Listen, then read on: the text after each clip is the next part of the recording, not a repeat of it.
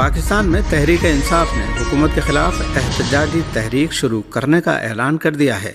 تحریک انصاف کے بانی عمران خان سے اڈیالہ جیل میں ملاقات کے بعد بیرسٹر علی ظفر نے میڈیا سے گفتگو کرتے ہوئے کہا کہ احتجاجی تحریک کا مرکز اسلام آباد نہیں ہوگا، ملک بھر میں احتجاجی تحریک چلائیں گے۔ سینیٹر علی ظفر نے کہا کہ بانی پی ٹی آئی نے کہا ہے کہ ہمیں دیوار کے ساتھ لگایا گیا ہے، ہمارے پاس سڑکوں پر آنے کے سوا کوئی آپشن نہیں بچا، ملک بھر میں احتجاج کریں گے جسے میں جیل سے لیڈ کروں گا۔ علی ظفر نے کہا کہ بانی پی ٹی آئی نے کہا کہ احتجاجی تحریک سے متعلق تمام ہدایات میں جیل سے دوں گا۔ انہوں نے کہا کہ چند دنوں میں احتجاجی تحریک کی حکمت عملی تیار ہو جائے گی۔ اگلی ملاقات کے بعد بانی پی ٹی آئی خود ذمہ داریاں تفویض کریں گے۔ واضح رہے کہ اس سے پہلے بھی تحریک انصاف نے کئی مرتبہ حکومت کے خلاف احتجاجی تحریک چلائی، لیکن اسے خاطر خواہ کامیابی حاصل نہیں ہوئی۔ ہندوستان کی ریاست اتر پردیش کے ضلع سہارنپور میں ایک زیر تعمیر مسجد کو انتظامیہ کی جانب سے منہدم کیے جانے کے بعد غم و غصہ پایا جا رہا ہے۔ ہندوستانی میڈیا کے مطابق سہارنپور میں زیر تعمیر مسجد کو منہدم کیے جانے کے واقعے پر مسلمانوں میں شدید غم و غصہ پایا جاتا ہے۔ اس درمیان واقعے پر رد عمل دیتے ہوئے کانگریس کے رکن پارلیمان عمران مسعود نے اس کارروائی کو غیر قانونی، یک طرفہ اور فرقہ وارانہ ذہنیت کا مظاہرہ قرار دیا ہے۔ انہوں نے سوال اٹھایا کہ جب زمین متعلقہ افراد کی اپنی ہے تو مسجد کی تعمیر کو غیر قانونی کیسے قرار دیا جا سکتا ہے؟ دوسری جانب انتظامیہ کا دعویٰ ہے کہ مسجد کی یہ تعمیر غیر قانونی تھی اور متعدد بار نوٹس دیے جانے کے باوجود تعمیراتی کام جاری رکھا گیا، جس کے بعد اسے گرا دیا گیا۔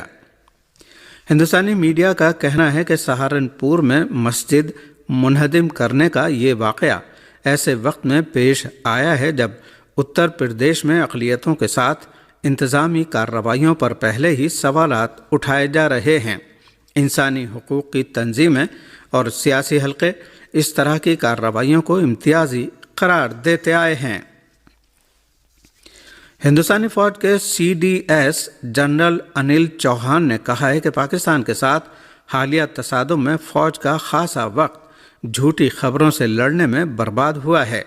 ہندوستانی میڈیا کے مطابق chief of defence staff C D S general Anil Chauhan نے سنگاپور میں شنگری لا ڈائیلاگ کے موقع پر کہا کہ پاکستان کے ساتھ تصادم کے دوران سوشل میڈیا پر جھوٹی خبروں کا مقابلہ کرنے میں ہی ہندوستانی فوج کا خاصا وقت برباد ہوا اور یہ ہندوستانی فوج کے لیے ایک چیلنج بھی تھا۔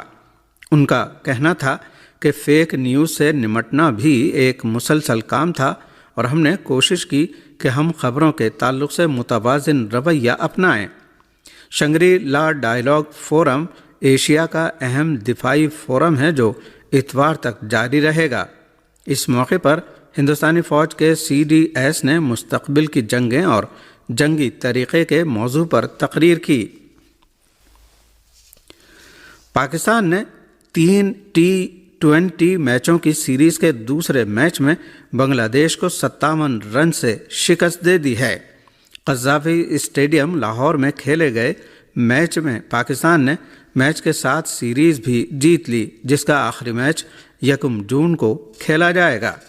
پاکستان نے 2021 کے بعد پہلی بار ہوم گراؤنڈ پر T20 سیریز میں فتح اپنے نام کی ہے۔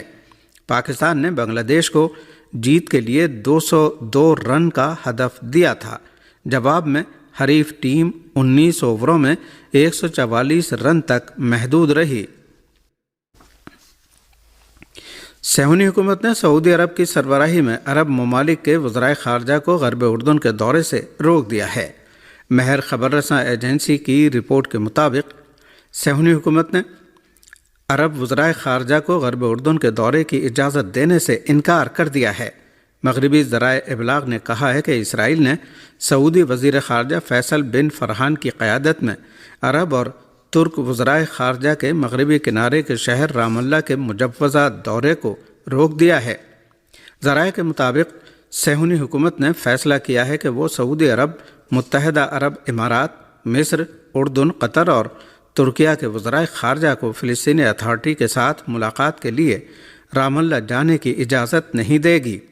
یہ دورہ اتوار کو طے تھا اور اس کا مقصد غزہ کی جنگ، فلسطینی ریاست کے قیام اور علاقائی تعاون سے متعلق امور پر بات چیت کرنا تھا۔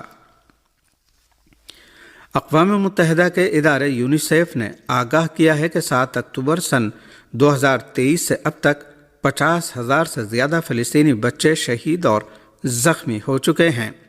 اقوام متحدہ کے ادارے برائے اطفال یونیسیف نے آگاہ کیا ہے کہ غزہ کی پٹی میں 7 اکتوبر 2023 سے اب تک 50,000 سے زیادہ فلسطینی بچے شہید اور زخمی ہوئے ہیں، جو اوسطاً ہر 20 منٹ میں ایک بچے کے شہید یا زخمی ہونے کے برابر ہے۔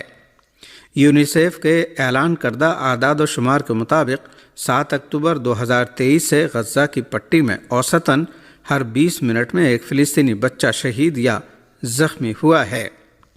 ان اعداد و شمار کے مطابق 18 مارچ 2025 کو اسرائیلی حکومت کی جانب سے جنگ بندی کی خلاف ورزی کے بعد سے اب تک 309 بچے شہید جبکہ 3,738 زخمی ہو چکے ہیں۔ اس بین الاقوامی ادارے نے مزید آگاہ کیا ہے کہ غزہ بھوک، انسانی حقوق کی سنگین خلاف ورزیوں، امداد کی کمی اور اسکولوں اور اسپتالوں کی تباہی کا مشاہدہ کر رہا ہے۔ یونیسیف کے ایگزیکٹو ڈائریکٹر نے اس سے پہلے کہا تھا کہ غزہ کو امداد فراہم کرنے کا نیا امریکی اور اسرائیلی منصوبہ غزہ کے لیے تباہ کن ہے۔ اس سینئر بین الاقوامی عہدیدار نے خبردار کیا کہ غزہ کے عوام خوراک کی شدید قلت سے دوچار ہیں اور تقریباً 5 لاکھ افراد کو قحط کا سامنا ہے۔